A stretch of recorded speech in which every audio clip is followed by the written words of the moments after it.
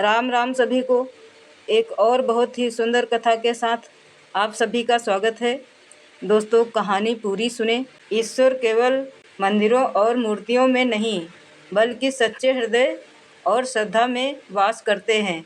यह कथा एक ऐसे सरल किसान धन्ना भगत की है, जिसकी निष्ठा और भोलेपन ने स्वयं भगवान को प्रकट होने पर विवश कर दिया।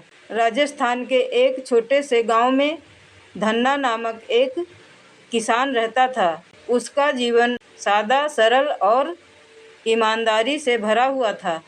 वह रोज सूरज निकलने से पहले उठता, खेतों में काम करता और ईश्वर को याद करते हुए दिन बिताता। हालांकि वह अनपढ़ था, लेकिन उसका दिल सच्चा और मन बहुत पवित्र था।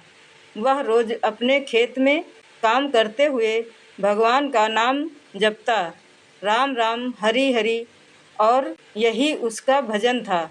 धन्ना किसी पंडित, वेद या पूजा पाठ की विधियों को नहीं जानता था, परंतु उसके मन में एक उत्सुकता थी भगवान को देखने की, उन्हें पाने की।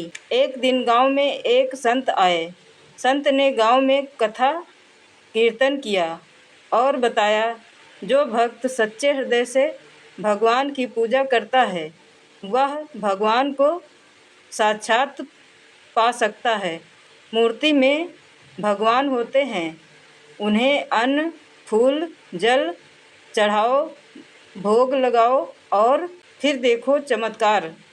धन्ना यह सुनकर बहुत प्रभावित हुआ।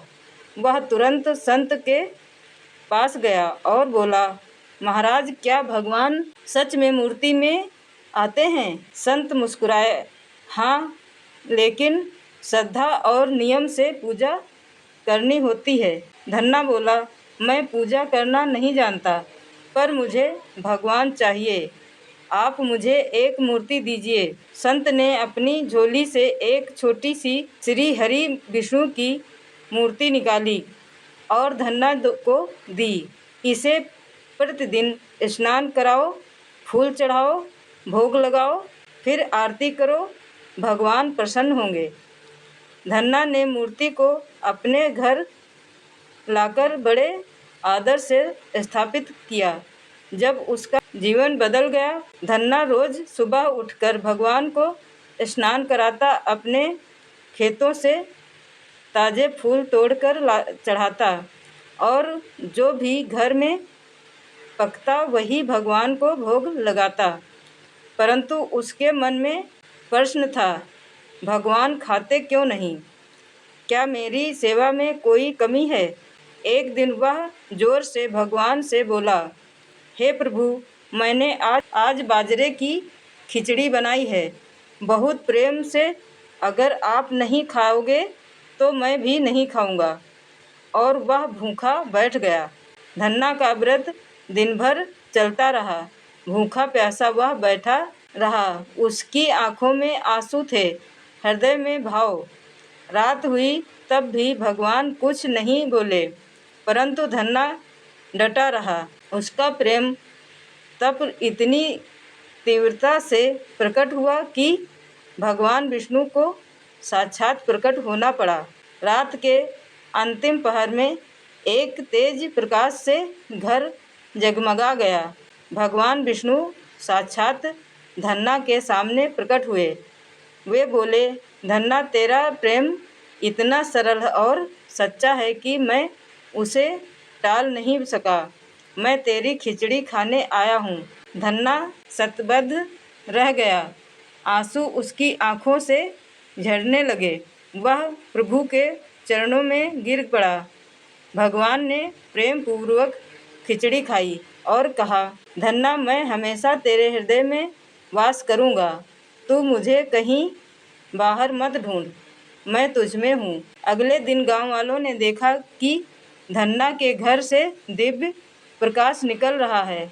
वे दौड़ कर आए और सबने प्रभु के दर्शन किए।